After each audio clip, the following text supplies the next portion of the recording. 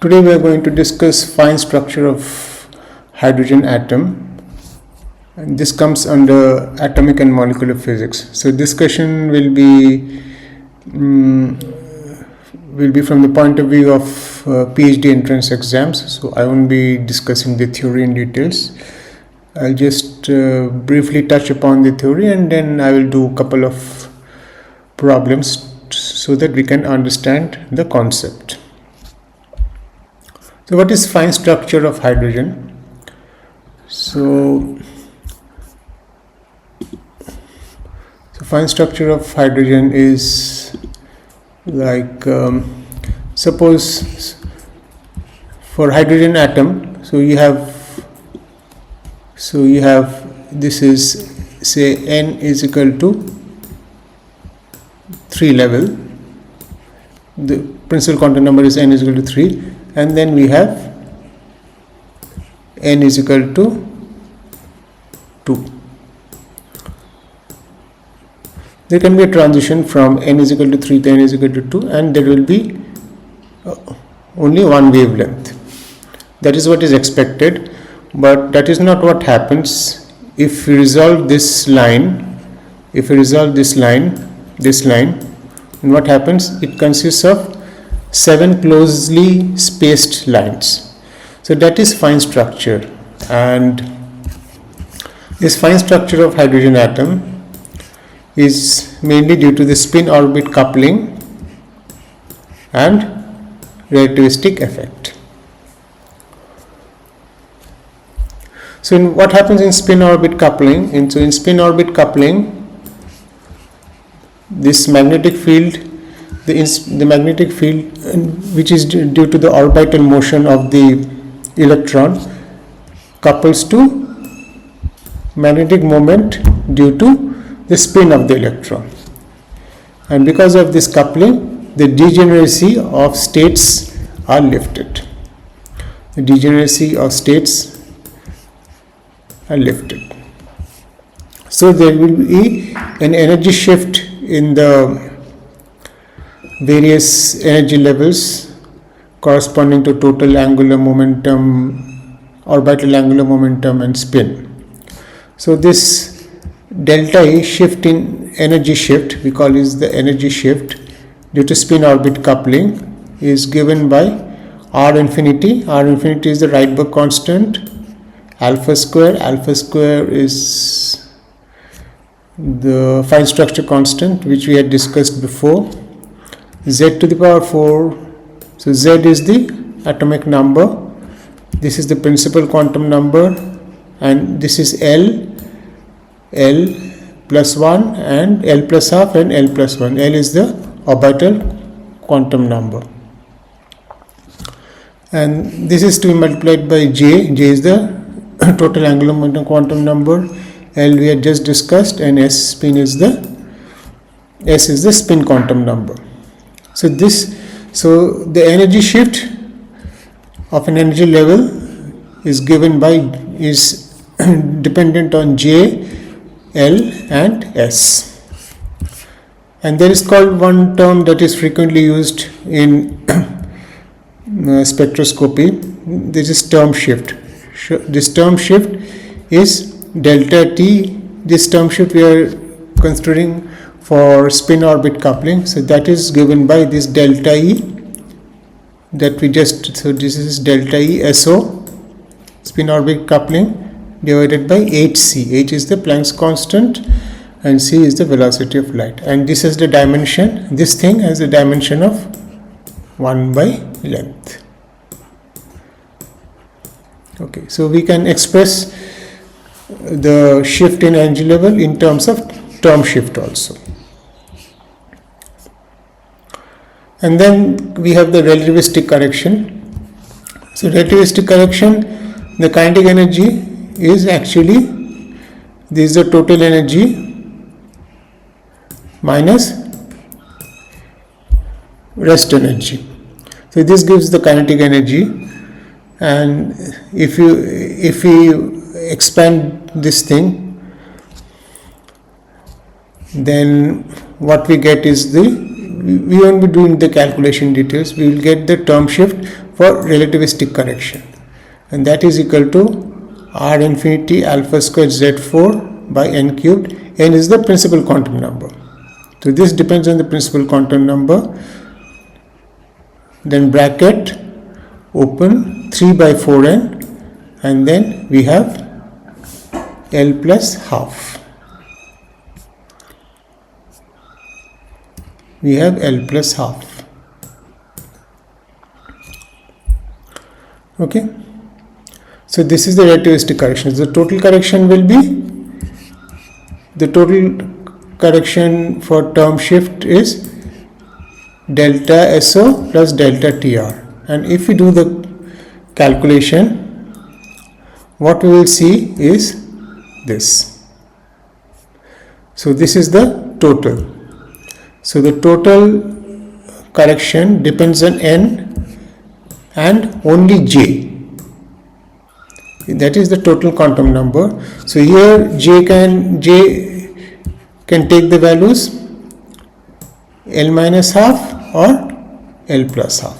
So spin quantum number is half, so, and the orbital quantum number is L. So J can take the values L minus half or L plus half. So in both the cases, whether it's L minus half or L plus half, delta T, the total change in the term shift, is this, independent of L. It only depends on the total angular momentum quantum number. So this is what happens. So this is the n is equal to 3 level. So everything was degenerate, that is, everything was having the same energy until the point we introduced the spin orbit interaction and the relativistic correction. And as soon as we introduced those corrections, these energy levels, so these 2d 5 by 2, then 2d 3 by 2, okay, they got separated. Similarly, 2p 3 by 2, 2p half for n is equal to 3 got separated, and this is s 2 s half. So you can see the total change actually is only dependent on J. So here you can see that 3 by 2 and 3 by 2 have the same energy. Here also we can assume that this P half and S half have the same energy. These two have the same energy, though there is a very slight difference in the two energy levels. And this is my n is equal to 2. So initially the states were degenerate, and then because of spin orbit coupling and relativistic correction, we had the energy levels shift. So we have this energy distinct and 2p 3 by 2 and 2p half. Similarly, we have 2s. This also, so this, according to what the theory we have learned, these two will have the same energy shift, and so they will have the same, and they will almost have the same energy level. So there is a slight difference here, you can see. And now between these energy levels there will be kind of transition. So, and those transitions will be determined by what are called the selection rules, which we have already discussed in the last class. So delta L should be plus minus 1 and delta J should be 0 or plus minus 1. Okay, so these are the selection rules. So obeying the selection rules, we will have 7 new transitions. So we have 1, 2, 3, 4, 5, 6, so 7. So one line is resolved into 7 new lines, and this is fine structure. There are other 1 or 2 lines, but those have been ignored because those are not observed experimentally. And these selection rules have to be obeyed when the transition takes place. Okay, and we had discussed this thing in the last class. So we will do a couple of problems. So we have to show that the fine structure splitting between, so this is the principal quantum number 2, then 2p3 by 2 and 2p half levels in the hydrogen atom is 0.36 centimeter inverse. So when we are, so here we are considering the term shift. First we have to show this, then there is another question, find the corresponding splitting for Li2++ ion. So first, what is the term shift for this level? Delta T 2p3 by 2. This we had already done before. So this is R affinity alpha square z to the power 4 by n cubed 3 by 4n minus z plus half. So in this case n is equal to 2 and j is equal to 3 by 2.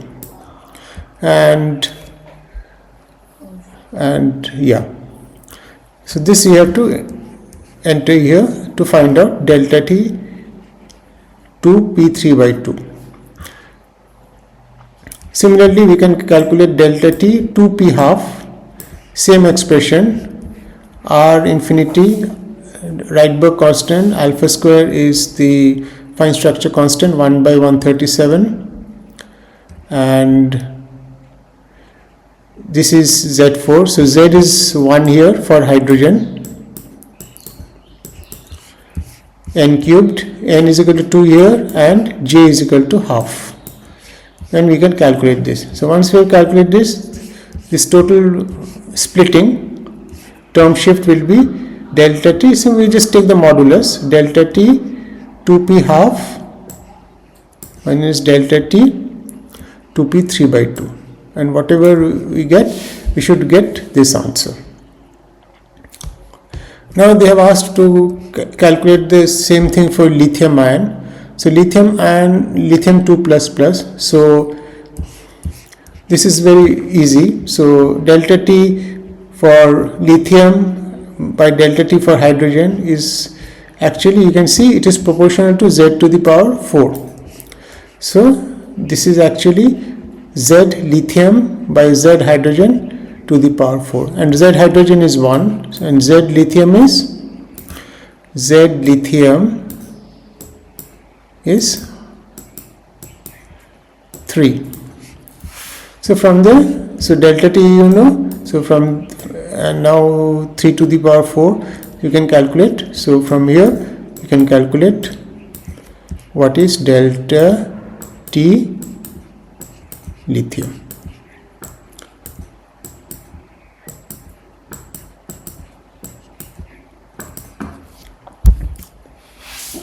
With last problem, so it is given that the spin orbit coupling in an atom is given by H. This is the Hamiltonian. This is the perturbed Hamiltonian. This is the perturbed Hamiltonian. This is the Hamiltonian. So this term perturbs the actual Hamiltonian, for which we know the eigenvalues and eigenfunctions. So this is the perturbing Hamiltonian H A L dot S, when L and S are the orbital and the spin angular momenta respectively, and here A is a constant.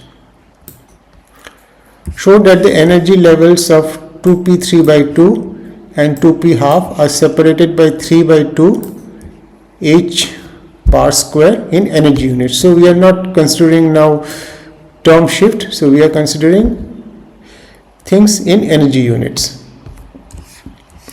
So with this we can calculate perturbatively the shift in the energy for this level 2p3 by 2, and that will be A.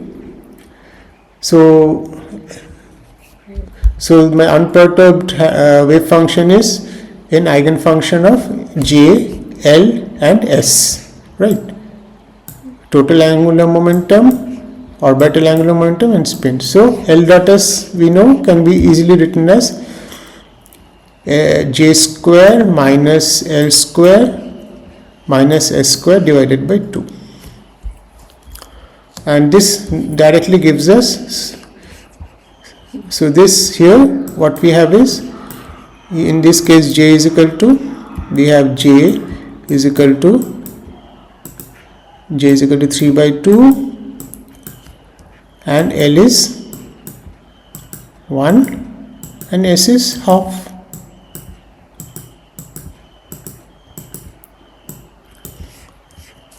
So this is, now we have to calculate the energy shift for this level.